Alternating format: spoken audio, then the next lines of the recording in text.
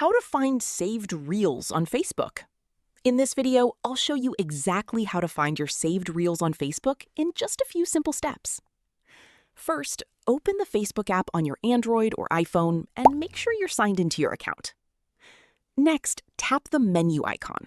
Depending on your device and app version, it's usually located in the bottom right or top right corner of the screen.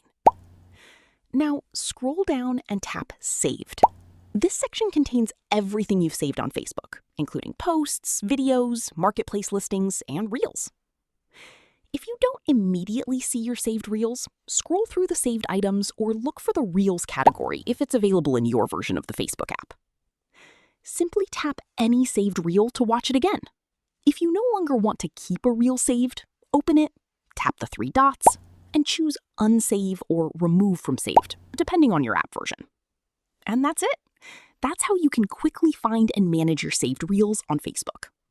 If this tutorial helped you, don't forget to like this video, subscribe to the channel, and turn on notifications for more Facebook tips, tricks, and easy step-by-step tutorials. Thanks for watching, and I'll see you in the next video.